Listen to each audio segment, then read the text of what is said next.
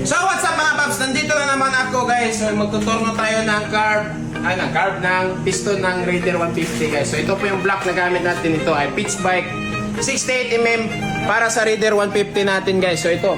So sa mga boss, sa mga nagplano ng bumili ng ganito, hindi po plug and play at 68mm. Kailangan mo pa siyang i-profile kasi or kailangan mo kunin yung chamber mo. Depende sa diskarte mo. Pero yung diskarte ko is ganito lang. Kasi guys, tignan mo yung piston guys. Naka-dome yan. Ganyan ba? So ito hindi sa plain na ganyan. Kaya yung iba pag sinalpak ito umpog, maingay yung head, nasisira yung conrod, nasisira yung piston. So maling-mali po yun.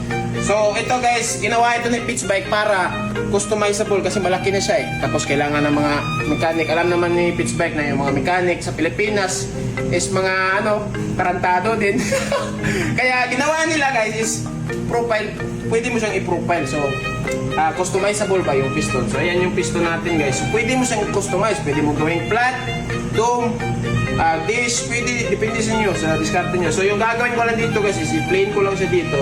Tapos lagyan ko lang konting depende na yun, mamaya, diskarte ko. So basta, pakita ko na lang, sige tabi ay. Tara, let's go. So sa mga wala akong holder ng piston pero hindi yan mahigpit, hindi yan mga yung piston. Relax lang kayo. Okay? So ayan, titirahin ko na guys. Makikita nyo mamaya na hindi ito plain. Ayan. Ayan, nakikita mo na. Ayan. Mas lalong lumaki yung na hindi siya plain. Oh, ayan. Nakita mo na yung dome. Mas lalong lumaki. Ayan, tanggalin ko lang. Oh, ayan. Nakita mo na guys na nag-dome na siya. So hindi siya plain guys kasi mas lalaki yan. Nakita mo niya. Mas lalaki yung dome niyan mamaya.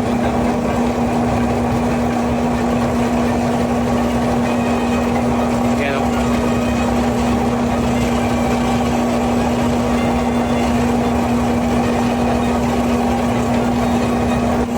Oh, tignan nyo paano kalaki yung dome oh. Oh, mga 1mm yan. So plinain ko lang siya kanina, yung dito pa siya, maliit pa yung dome. Tignan mo ngayon, lumaki na yung dome oh. So hindi siya plain, talagang gumaganon yan konti, naka-dome yan konti. So kaya kinuha ko lang yung para hindi maumpog sa piston, sa head. Kasi pag hindi mo yan kukunin, yung nasa gilid, yung tawag dito eh. Mahirap pag Tagalog eh. Palagi na lang ako mag-adjust sa inyo mga Tagalog. Piston kayo magutok na. Sige na lang kung adjust na, Bisaya ang tako. Pero sige na lang chance, kaya di mo kasabot na mo. So yan, kailangan mo yung i-plain sa top dead mo. Kasi tawag ka ng kulala, nalimutan ko. Yung deck height, kailangan yan under top konti. Kasi pag sobrang top, umpog sa head. Basta, kuya, style lang. Yan, kaya kinukunan ko yan sa konti, ganyan. Para hindi maumpog sa ating head. Ganyan lang kasimple. Konti lang yung idong ko kaya baka ma-over compression ako at magdanaking to. Maliit na. Ako sa ninging patagon sa mga waa mo. Lamig ito na. Okay, patag na. Finishing. Finishing na yan para makita nyo ang power ng Raider 150 na to. Black lang, ayos na. Okay, so yan lang yung dome natin. Sukatin natin yung dome. Ito may burner tayo dito. So yung dome natin is 27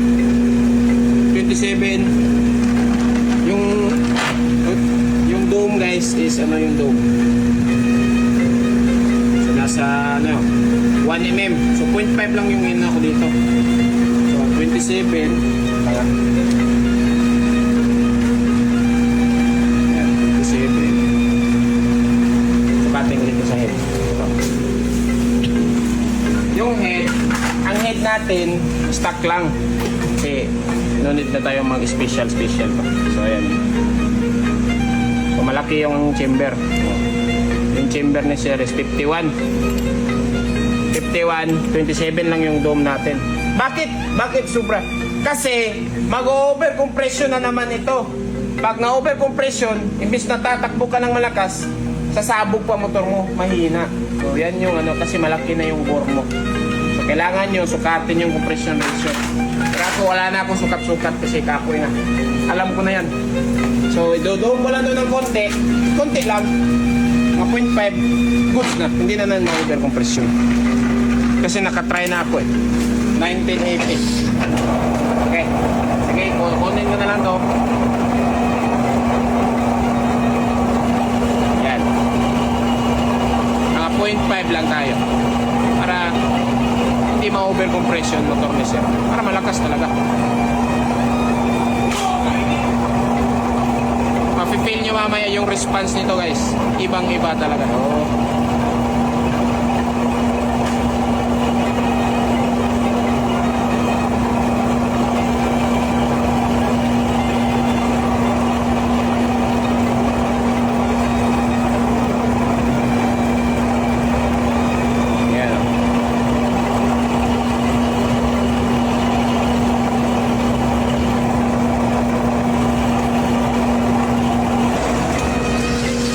Nakikita nyo, meron siyang dome, pero konti lang talaga.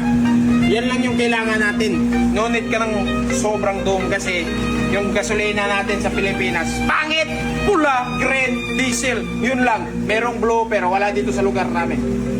So kailangan kayong mga mechanic, kailangan natin diskarte. Paano ko pala yan?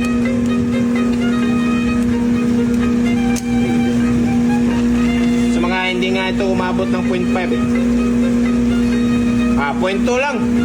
0.2. Basta, no need ka na dyan mag-specialty. Yung power lang yan yung hanapin natin. Meron yung dome po. Yan. Oh. Okay na. So, plug and play na yan. Goods na yan. Hindi na yan uumpong sa head. Goods na na. Meron yung 0.2. Compression test na yan mamaya. Basta. Okay.